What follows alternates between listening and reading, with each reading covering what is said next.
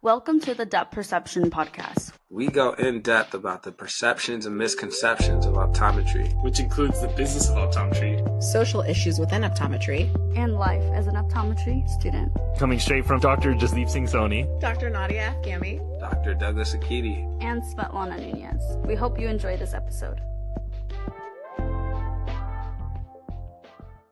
Hear ye, hear ye. Welcome to the Depth Perception Podcast. Today, we will be... Yes, what are we doing, Nadia? Commercial worthy. Yeah. Thank you guys. Thanks. I'm going to be a voice actor next. Today, we will be gonna... What are we doing again? Oh, we're going over our... Hold on, let me start over. We're hearing from the people. The people. People have spoken. People have spoken. We got answers today. They've been... It's been a while, so thanks for waiting for us. Now or forever hold your peace. Well, they've spoken. Here we go. We have like 3-4 messages from people. So yeah, so we're gonna hear these messages and then we're gonna answer some questions that we got here, and you can add more later. Here we go. Number 1. Did you want to say something, Doug? We're good. Let's hear the first message. Q&A message? style. Here we go. I'm really struggling right now to pass part 2, and I just wanted to know what you guys recommend for me to pass part 2. Okay, we're having struggles with part 2, guys. What do we recommend? Cases. Yeah. How do you get cases, bro? Like, cases from where? Yeah, good question. I think if you can, shadowing, going to rotations, and like seeing actual cases of people having these issues will help you, so that when you're taking it, you can kind of think through how these are real life examples. That's one aspect, but I think you're hitting on where you can actually get them, right? So where would you actually get textbook cases? What do y'all think? Yeah, So, of course, we have... Sorry, go ahead. You first. Okay, I was just going to say opto prep. If you're not in like school doing rotations, I think opto prep was one that was a big help. But I did not use KMK for part 2, so I'm not sure if you guys used it and if you have any insight. But I think if you finish all of opto prep, and I also used the Castillo book. Yeah, shout out to our friend Dr. Kimberly Castillo. We have a podcast with her, so go watch that one if you haven't seen it. But she has an updated book that's really good and very thorough for part 2 help, including T-Mod as well. Anything in specific, like what if you made it through part 2, but you didn't pass T-Mod? Any advice for people? Yeah. What is I call it the Bible. So I have it with me. Will's Eye. There we go. I have it in clinic every day and literally goes over what the condition is, how to treat it, and anything you really would need to know on a real life practical basis. It's what I use the past 5 years, and I think part 2 would be exactly that, right? It's a case, so then you go through it and you have to think through it. Even the differentials. I think at the beginning they go through differentials. So if you can think about stuff that's going on when you're going through the cases on the test, I think you should write down what are some differentials you're thinking. And then because I think once you get the diagnosis, everything else kind of falls in place, right?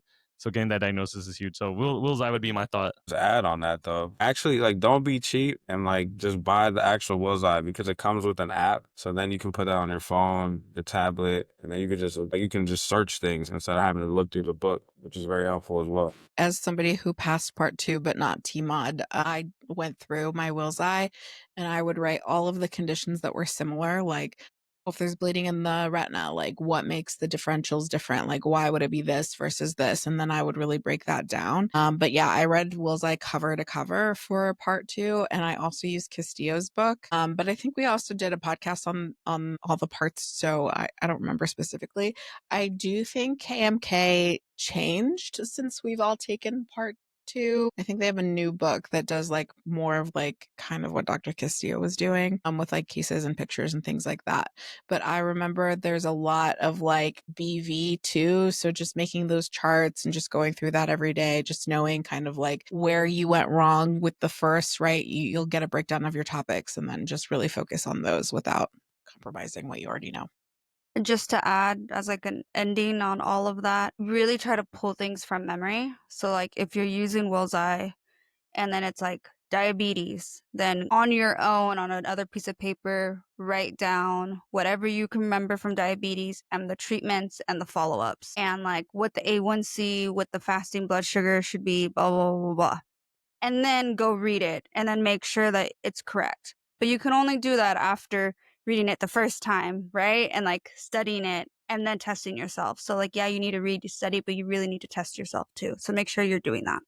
Yeah. And just to give encouragement, like the tests don't define how smart you are. It's really just like just reading the questions correctly, just taking your time, like don't get hyped up. Like if you think it's something and then the question's wrong, sometimes I remember, I think I said this in the other podcast, but I just wrote like, I was like, hey, between the choices, I think this is right. But I explained why another choice could have been correct. And they take time to read those. So, just your time and just, you can do it. Like it's mind over matter and just a little bit every day. I did the same thing, Nadia. I would write down, oh, I think it's this. This is the best option. But I could see it could be this, but it's not this because of blah, blah, blah, blah, blah. Some advice I'd give too, if you're, going through it for the first time, if it's your summer or fall rotation, because you usually take it in December time, anytime you're in clinic and you don't know something, write it down and then look it up afterwards. Because when you see it in clinic and then you study it, it's going to stick better than when you just learned it the first time. So make like a little laundry list anytime you're in your first rotations and try to look that up right away, or ask the doctor you're working with right away so that you get that to sit in your head right away. Yeah. Make it a note card. Like every time I didn't know something, I would put it like on a note card, and then I would like read that note card like every morning until I like memorized what was on it, basically, like all the conditions that I like didn't know or was going to forget. I think another resource that like we could all use in clinic or even for part 2 as a simple guide, the American Academy of Ophthalmology preferred practice patterns are really, really good. And it'll be like, they're based off of like current research or evidence-based medicine. And then you can use that too to help. And it's all organized really well. That's awesome. So this is number 2. Hey guys, huge fan of the podcast. About with you guys is when somebody asks you, hey, I'm interested in going into optometry, my brother is, whoever. Do you seeing today how boards is being handled, the passing rates, all of that? Or do you feel like you kind of mentally shut all of what you've been through down and just think of all the positives of like the work-life balance, the patient interaction, the actual passion that we have for eyes? Or do you tell them the truth? Because currently as a student, it's just so much. It's so much. The motivation is finally graduating and getting to practice, but when you see your other friends that are in different fields, dental, farm, med, when I tell them like what we go through when it comes to boards process or like our exam schedule, they look at me like I'm a ghost. They're like, what? And sometimes it's disheartening, but still, you know, we all push through. We're all in it together. But you, like, what do you tell annually? What do you think of the right answer? Thank you. I love this one.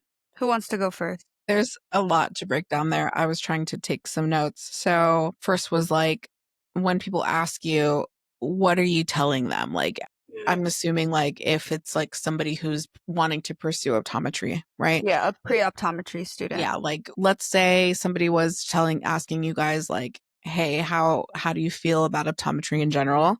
And he mentioned based on like passing rate and all that stuff. Like, what are your thoughts about that? I think it's a very individualistic question, so I try to break it down to like my own self.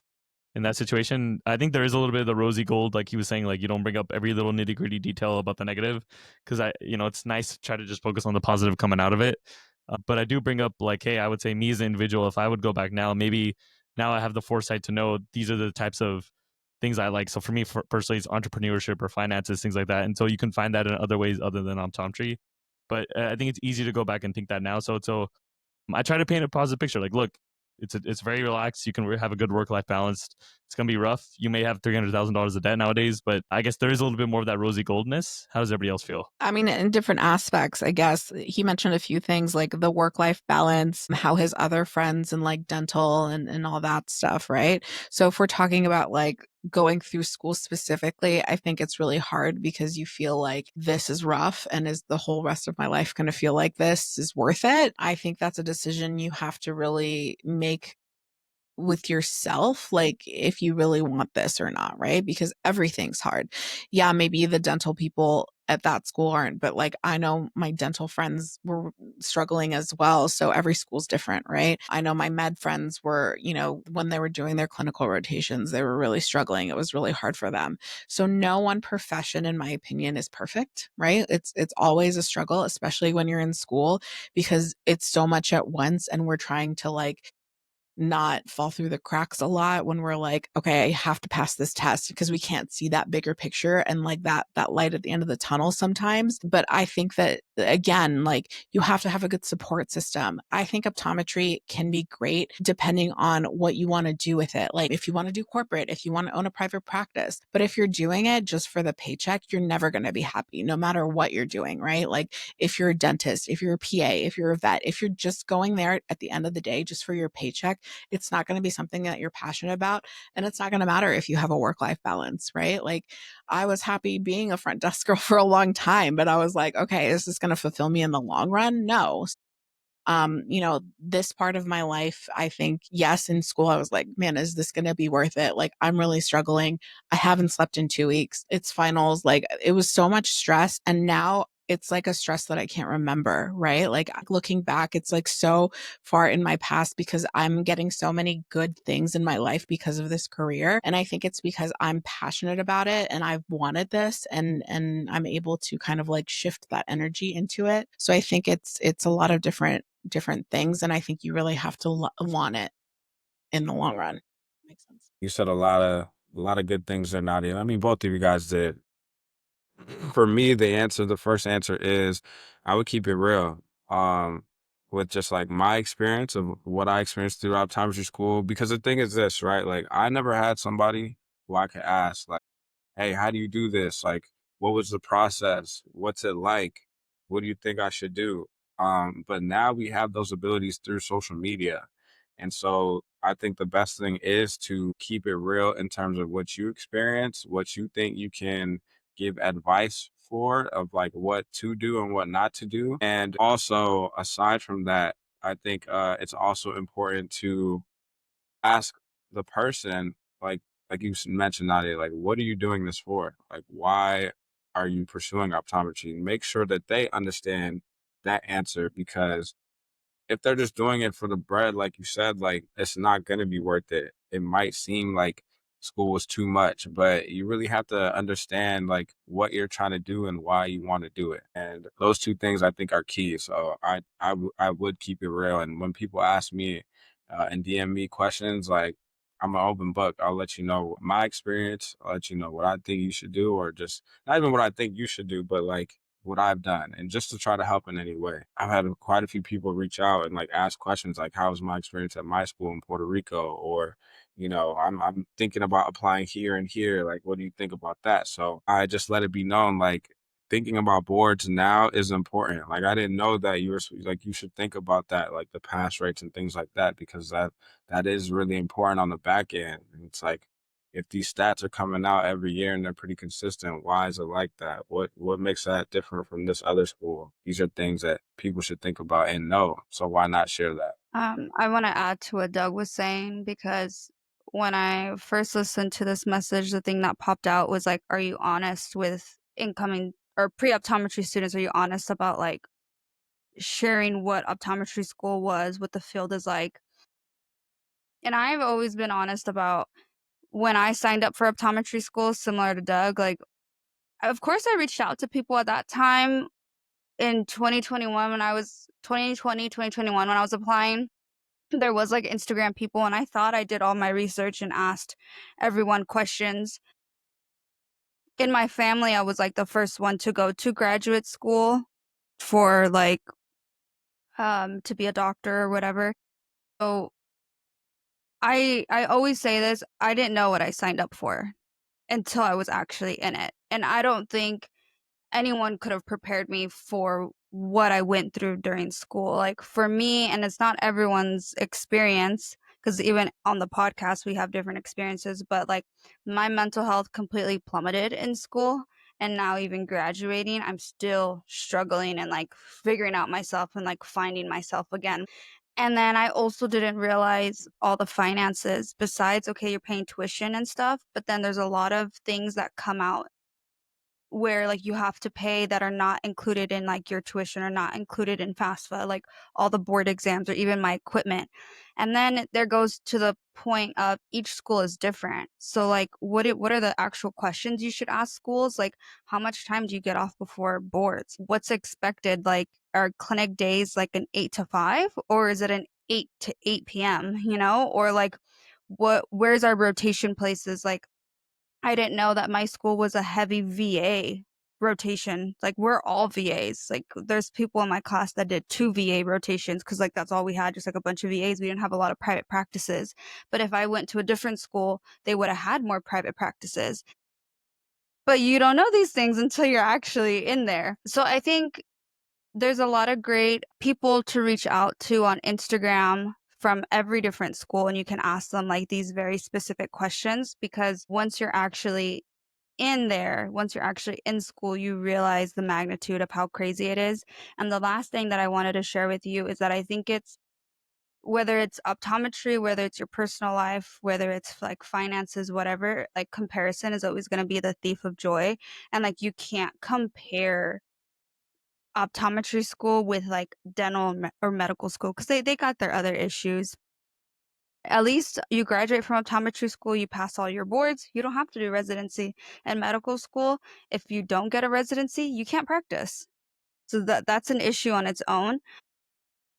Dentistry is something completely different. I can't really speak to it, but I know that dentistry is really hard physically on your body, and that's something completely different. Like we can go in and we can compare, but ultimately you don't want to compare.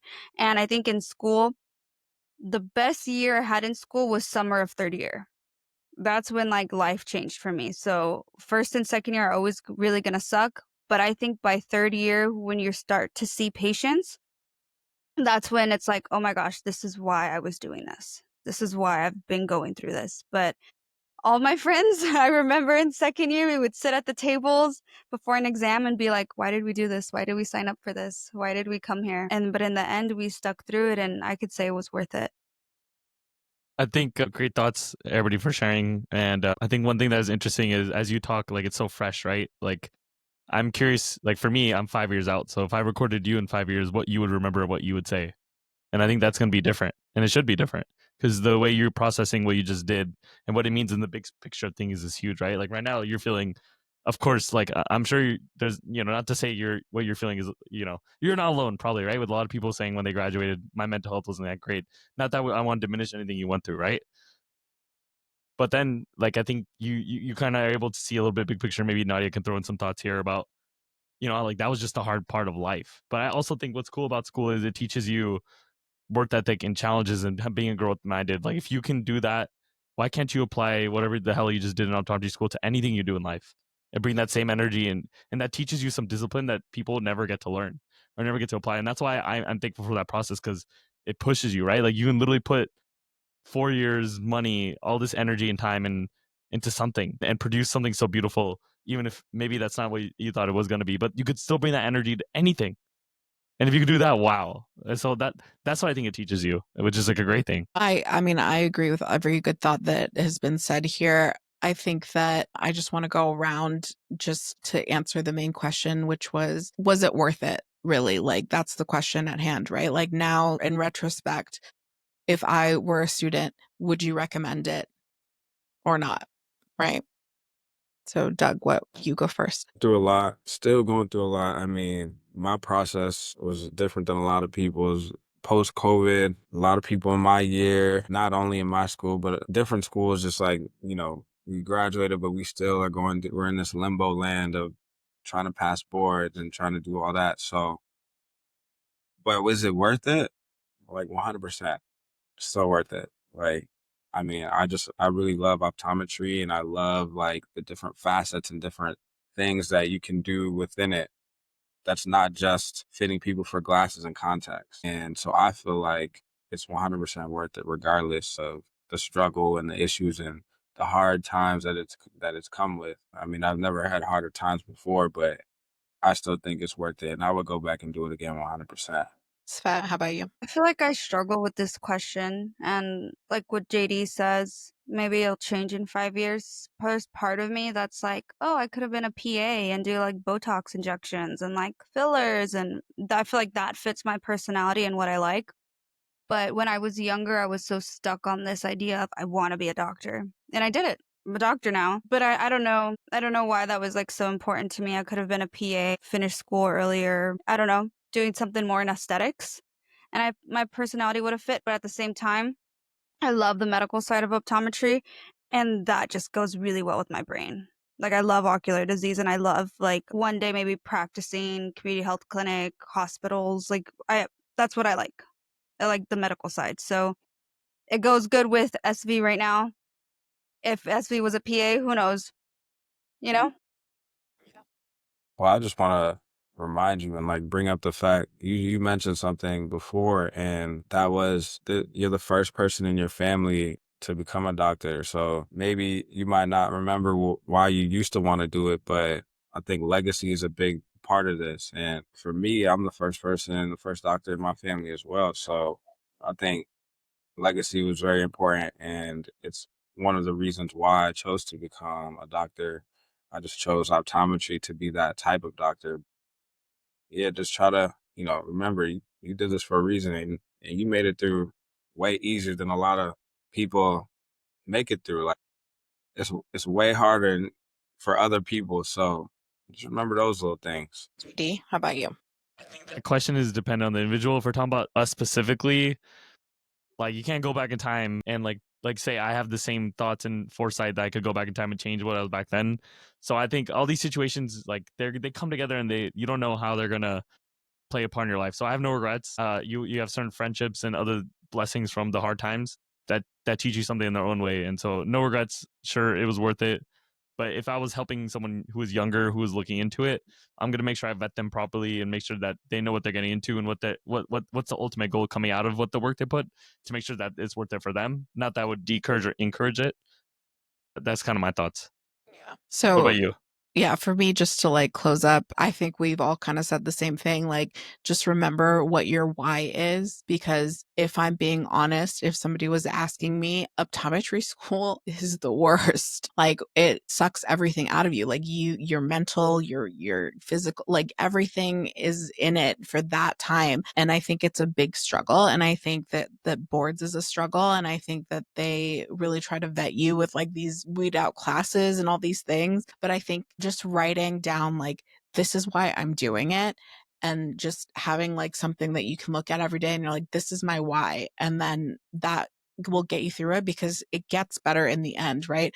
Optometry school is not going to be the rest of your life. It's going to be this very short, horrible amount of time in your life, and eventually that's going to pass, and you're not going to remember all of the nights that like were so hard and you were crying, and it'll be like a distant memory. And if you really have a passion about it, then yeah, it's worth it. But if you feel like you are not passionate about it at the beginning, like even before you start optometry school, then don't do it. That's my genuine advice. Here we go. My question for the panel is, what is the relationship between diet, DNA, genetics, and overall health, particularly blood pressure and diabetes, in influencing eye health, and what preventative measures or lifestyle changes can we all incorporate to mitigate their impact on vision over time? Great questions. So diet, DNA, genetics, right? So of course there's some things that we can control and some things we can't control. Obviously, patient education is huge, right? Because we do know that diabetes affects the eyes, blood pressure affects the eyes. We know that there's all these underlying things, genetics, even if you have a history of, glaucoma, whatever, right? So really just getting to know your patient, taking the time to do a history is good, right? We just have that discussion. When was the last time you saw your primary care doctor? If I'm seeing something on the pictures or with dilation, I educate them. Hey, there's bleeding in the back of your eyes. Like, when was the last time you saw your primary care? Or if you have diabetes, what are your blood sugars? And just letting them know, hey, these, you have high blood pressure. Like sometimes they don't know. And I think I've told this story before, but I saw a patient who came to me and they had like dot blot hemes in the periphery, something, right? And I was like, hey, I think that we should take your blood pressure. I don't take blood pressure normally on everyone. And I ended up taking it on this particular patient and it was really high. And I said, well, when was the last time you saw your primary care? And he's like, I don't know. It was like a year or so ago. And I'm like, hey, I think something's going on because I really think that you should go see your primary care and get it taken care of. He came back to me 6 months later and he said, if you hadn't sent me, I would have died because literally he went in and he had like a pulmonary like blockage that was due to like some artery in his heart that was like stopping the oxygen from getting there. Anyway, these little things you don't know that you get your eyes examined. And I think people underestimate the fact that we actually do see a lot with your eyes and we are able to kind of like educate people. Like I was like, hey, see this bleeding? And now I'm taking your blood pressure. I think this is the time that you go, right? Or recently my patient had double vision and I was like, hey, what have your blood sugars been? He's like 400. And I'm like, well, when was the last time you saw your primary care? He's like, well, I stopped taking my meds because they were making my mouth dry. And I was like, okay, well, we need to get back on there because you might not wake up tomorrow, God forbid. Like, we don't know what's going on with you. We need to control your blood sugars. The eyes aren't it's a sign, but it's not the only thing that's going on in your body, right? So I think just kind of like, again, we didn't do the therapy thing, but like just being your patient's therapist, just being like, well, talk me through things. And then just breaking it down for them and letting them know that things that are happening in their eyes are also happening in their body and just being able to answer their questions about that. That is why optometry is great. And that is why we do what we do. Because of things like that, Nadia, that's what's up. Which part, Doug? Which time? Which life-saving time are you talking about? I mean, optometry saves lives, and that's what I'm getting at. You can do so many different things, and that's one of the coolest things we can do is actually save lives. I remember the patient you told us about who you're like, hey, you need to get a colonoscopy, and they're like, why would I do that? Like, you just looked at my eyes, and then the doctor didn't believe you, but you saw chirpies, and obviously they had, the condition, whatever, right? Yeah. Gardner's. So yeah, I mean, okay, keep it simple, right? We have blood vessels in our body, and there's glucose in the blood. So high blood pressure, there's also blood vessels in the back of your eyes. So if you have high blood pressure, which is affecting the blood vessels, that can affect the blood vessels in the back of your eye as well, not just your body. Same with diabetes. If these things are uncontrolled and out of control, it can affect your vision. And this is one reason why we do what we do. We're trying to educate to help people know that everything is connected and it's important to take care of your body and take care of yourself because, through an eye exam, we're able to see a lot of things. And yeah, I think that's the simple way of just how to show that everything is connected. And it's very important to get your comprehensive, thorough eye exam once a year minimum. Yeah, I had a story. It's not my story, but someone else's story that they recently told me where they had a patient who was like 28 and he had like a huge refractive error shift. To put it in like simple terms, he's never worn glasses and then suddenly he became super nearsighted and couldn't see far away. And it was like $2. And like it was like it was a big shift for someone who's never worn glasses before. And then my friend was asking them questions like, well, are you peeing a lot? Because if it's somebody with diabetes, and they're not treated, like they could be peeing a lot. I forgot what's another symptom that I can't remember that he had. He was very thirsty, so he's like, I drink a lot of water, but I'm peeing a lot. Like I have to pee every 15 minutes. And long story short, sent him to the primary care, and from the primary care, they sent him to like the ER, and he was hospitalized because his blood sugar was like super high. And that came from an eye exam. And the reason he came was because he had blurry vision. He just thought he needed glasses. He never thought that it was like going on to be diabetes. And someone who's young, 28, you don't really think about that. Great job with the diagnosis, explanation, yada yada. I would just say, from a treatment standpoint, I always try to say, look, finding out the information more and more important, right? So check your BP more, check your A1C more. You should know what that is. Check it often more, right? And then eat healthy, exercise, use MyFitnessPal so you know what numbers are coming in. That's actually what you should actually do, so you know what's actually put in your body. So that's all I'll add. Yeah. The blood vessels in your eyes and your feet are the thinnest in your body. So obviously anything that you do in your body is going to affect your eyes and feet first. Great job. Great summary there. Any other questions, or are we chilling? I think we're good. We had one in the middle. What is optometry doing for the students being served such injustice with national board scores changing 3 times and the prices of boards going up? Like, we supposed to survive? I'd like to answer the question a little bit. So, from a California perspective, at the COA meeting that we have for the House of Delegates, where the leaderships from every society in California go up to, it was brought up about certain concerns about boards, things like that. And so it was brought up. I think they addressed it a little bit, but just to put out there that states are recognizing that there are concerns about it, and every state may want to go a different way. Luckily, we live in a country where states have so many great powers and state powers and yada yada. And so point of story is it's coming up in state societies. I know different states are acting different ways. So we are, as doctors in certain states, are keeping an eye on it. I mean, in terms of prices, it's tough, right? Like these people at the end of the day, they're business, so they want to charge as much as they can. And we understand school's super expensive.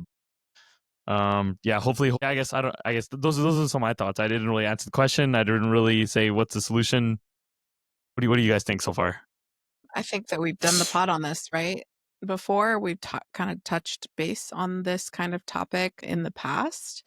There needs to be some checks and balances, obviously, and I think that just having the big changes, it's opened eyes a lot over legislation and optometry in general, and I think that people are interested and going to be hopefully changing things. But a squeaky wheel gets fed. So, if it's something of your own personal passion and concern, then I would definitely see how you can help make the changes as well. Like reach out and see what you can do, like get together, no matter what the topic is, right? Like right now it's boards, like God forbid it's something else, like, like getting licensing, whatever, right? Like just making sure that you get involved and you speak your mind and just make sure that you follow through on your passions and everything, I think is important. Because if it's just one person, you're not just one person. I'm sure there's other people in the community that feel the same way.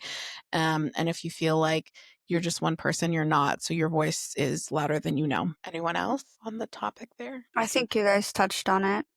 Okay, sounds good. Last one? That was it. Yeah. That's it. Was good. If you guys want to add more voice notes, more questions, more comments, speakpipe.com. If you can't tell, I'm in the city right now. This is every 2 minutes. Okay, guys. So the link to send us messages and then you'll be on the next podcast is speakpipe.com/the depth perception podcast. The link should be also on our link tree. So check us out on Instagram, or you can reach out to any of us personally. If you don't want to leave a message, you can always type your questions. The messages are anonymous, so you don't have to put your information. We did have somebody who did leave their information, so we'll reach out to you when this is uploaded, but you don't have to. All right, guys. We enjoyed those questions. Send us more. Yeah. Reach out anytime. Thank you guys so much. Until the next one, catch y'all later. Hey guys, thanks for listening to the Depth Perception Podcast. Don't forget to like and subscribe on all of our platforms, including Spotify, Instagram, Google Podcasts, Apple Podcast, YouTube. Make sure you click that button. Double tap that. So you guys have no reason not to follow us and tune in to the next episode. Stop wasting time. Get in depth. Subscribe.